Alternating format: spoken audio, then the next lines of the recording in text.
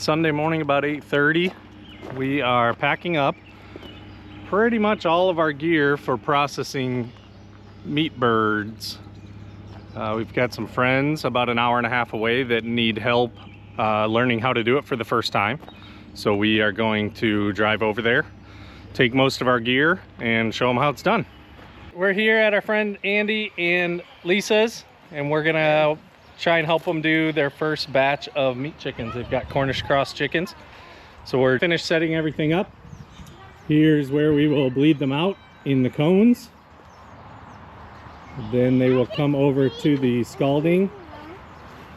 Here's where they will be scalded. We just got the water up to temperature. It's about 156 right now.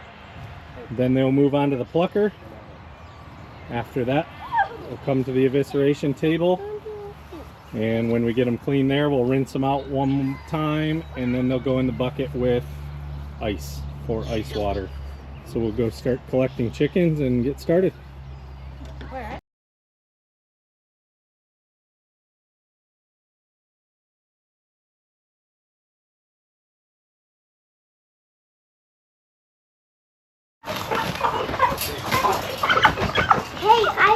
So after this one, we'll start getting 2, 3 going at a time. Okay.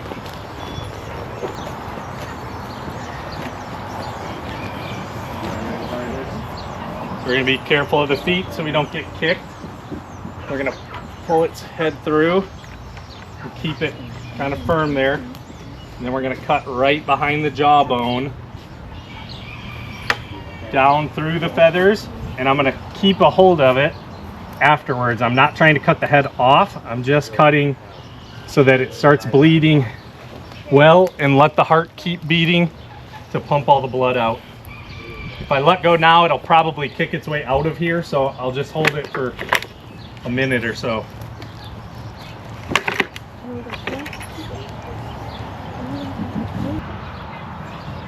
So I'd say it's bled out by now, dead, but it will keep kicking for a while.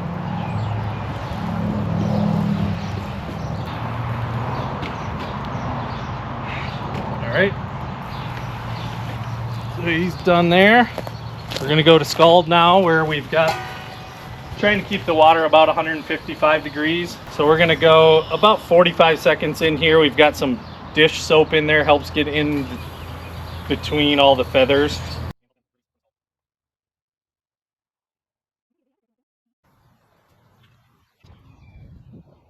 Good here.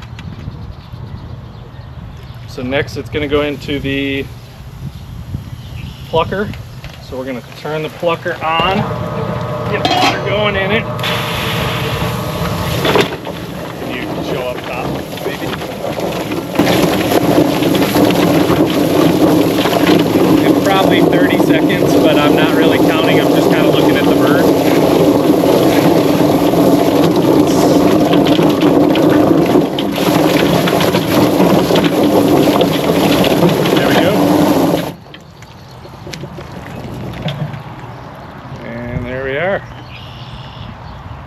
Now we can bring it over to the table. Fit breast side up.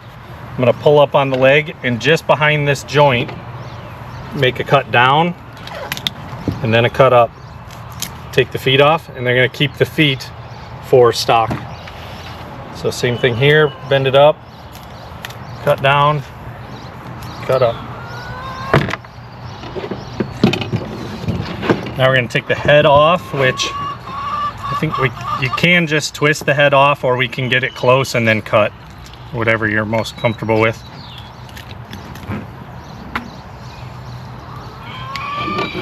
Then I'm gonna cut right in here and get at the gizzard that lies right, I can see it right here against the breast meat in there. I think the smaller cut you make there, the better you're gonna have skin on it when you go to cook it, so I try not to cut too far, but I'm gonna get underneath the esophagus. That's the esophagus right here. And I'm gonna pull that gizzard off the breast meat there.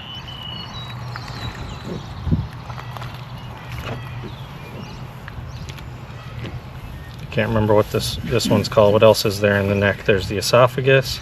Trachea. That might be, yeah. Boom. So I'm gonna get those 3 things loose, the trachea, the esophagus, and the gizzard all loose. And then I'm gonna pull them out the back end. So I'm gonna turn the bird around, get a hold on it, and I'm just gonna cut in sideways here. I don't want to jab straight in and risk cutting into the guts or the intestines. Let's give it a cut. Then I'm gonna pull it open a bit.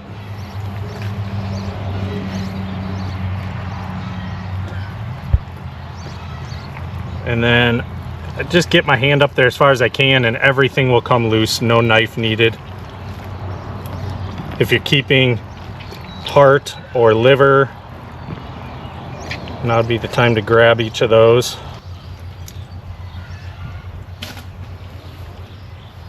There's the heart.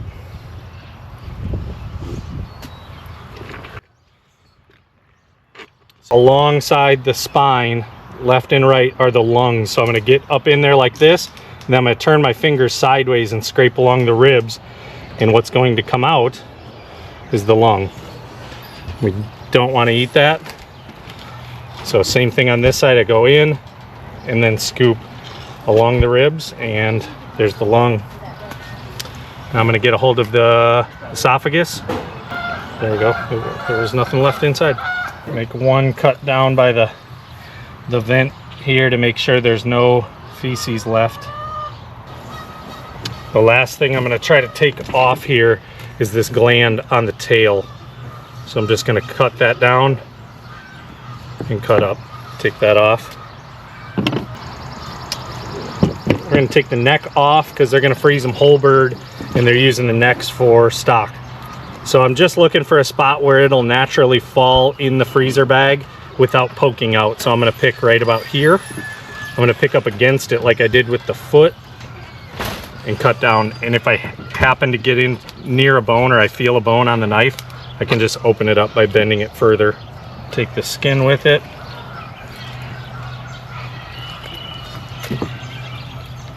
Okay, and we're going to rinse it out.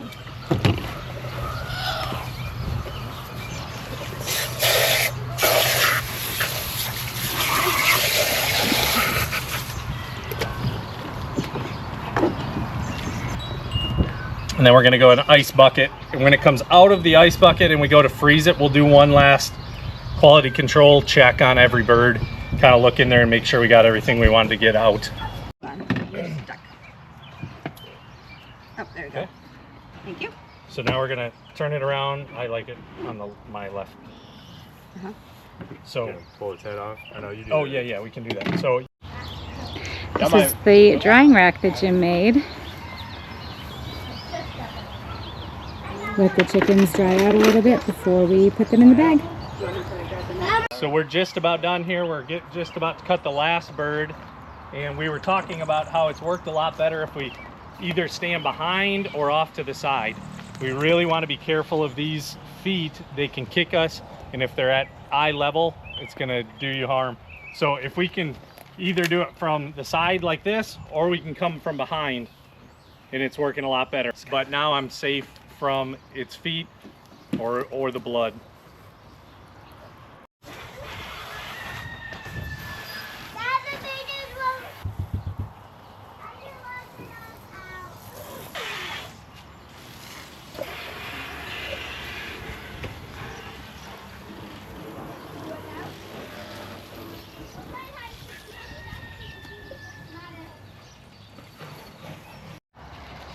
And then once I got the wings, we are covered. Oh, we're just okay.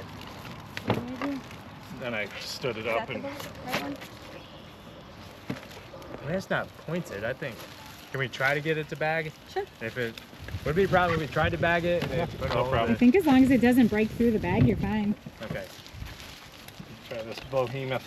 But if it really does break through the bag, then you just got to cook it. It's just not going to work. Right, it's gonna get freezer burned or whatever. Okay.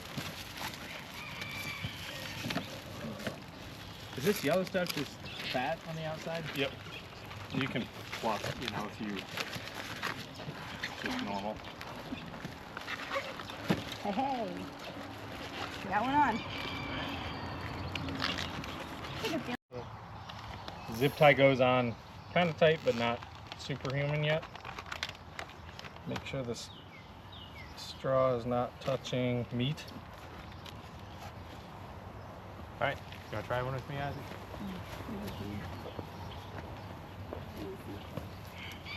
I'm gonna dip it about 5 seconds, but I like to do 2 of them and move. Normally I would pull the straw up a little higher, but I already have it pretty high.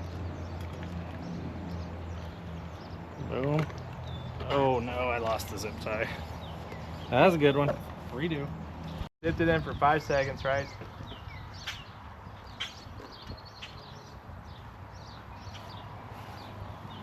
Okay. Amazing how it goes from, Pull this. you know, the blood. Did he pull it tight? Whatever. I don't know that. We gotta set it down over here before you zero it out. Right. Okay. Zero it out once. Pull the zip tie tight, and I'll pull the straw out. About Oh. right. Boom. I think it's on. What do you Nice. think? Yep. Okay. Okay. It's a big bird. Zero It's it a out big again. bird. Winner, winner, chicken dinner. Mm-hmm. So you can do. Okay. 1 pound. What'd you say? This is 1 pound. Yep, about 1 pound.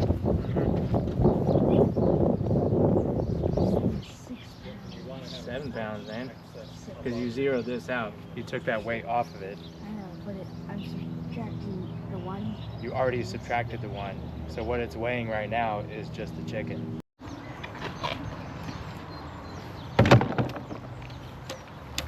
Yeah.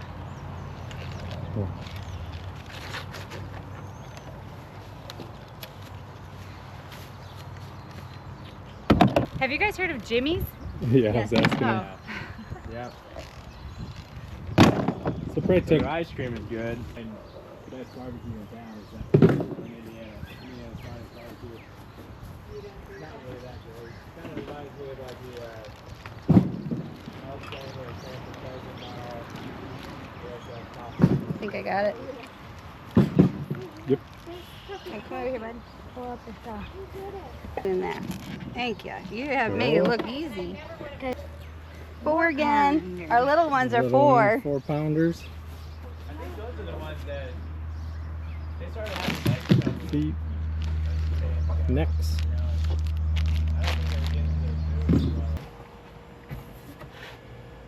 There we go. 17 birds in the freezer.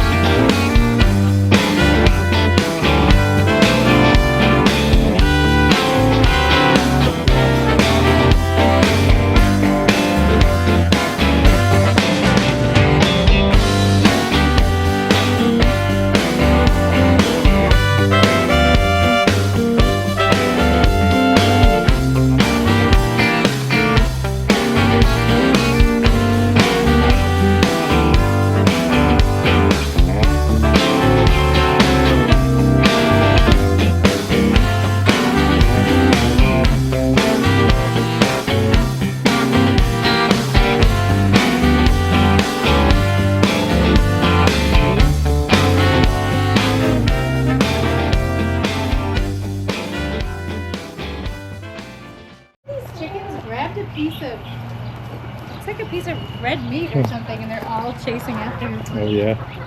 Yep. Hey, but Yeah. So these never got dehorned, is that right, or have they grown back? They've not got the horn. Okay. Have you had any get stuck in the fence? They do sometimes. We just gotta. We're always around. Keep an eye what out. kind are these? Same Nigerian dwarf. And they're all... Do you have a buck, or you just have... Not anymore. We had one, but kind of got tired of him. Oh. Smelled like feed. Anytime we went out there, Holy, look at the belly. We just gave ours their CD and first CD and tea vaccine yesterday. Do you do all that stuff yourself? No. Well, yeah, we do. Yeah. Do you do a deworming thing? We did it when we first got it. You know, I was out here. Two of them had their heads stuck on a row. Oh, and this no. one looked around, you know, saw what they were doing and just shoved her head through as well. So, And then It's people kinda will like- say, goats are so smart. oh Oh, they're beating up on that chicken. Huh? yeah, see what I mean? That's why you said maybe we should pluck or, geez. Yeah, they're mean sometimes. Oh, you got bunnies too? Yeah. This barn is so cool. All these different.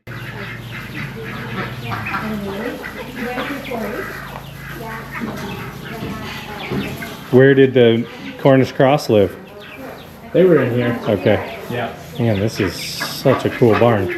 And it was all this way when you got it? Yep. We just got back from our friend's place where we were helping them process their Cornish cross chickens, and now we've got to go care for ours. So we'll get these guys fed. Oh, you'll come back in. Come on, food's inside.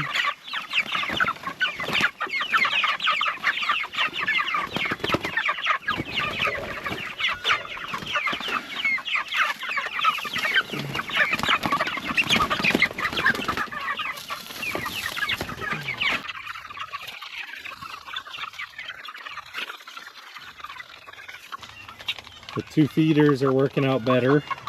One difference we saw with the chickens we processed today at our friends Andy and Lisa's is they free feed the entire life of the chicken until the last 24 hours or so. And they got a lot bigger than the ones we've had before. We probably average a 5.5 to 6 pound bird doing it the way we do, and we weigh out the feed and we feed them twice a day. Typically around 7 a.m. and 7 p.m. And we would get about a 5.5 pound bird. They were getting many birds over 8 pounds. They also said they were starting to have some leg issues that we have not seen in 2 batches of these. This is our 3rd. And I think part of it is this, as one limps by as I say that. With this chicken tractor, we're moving them every day, so they kind of get exercise that way and they learn to find bugs and things. Our friends had them in a horse stall that had access. They could walk outside if they wanted to, but they said they never tried to go outside on the grass. Kind of interesting to see different techniques and how they turn out.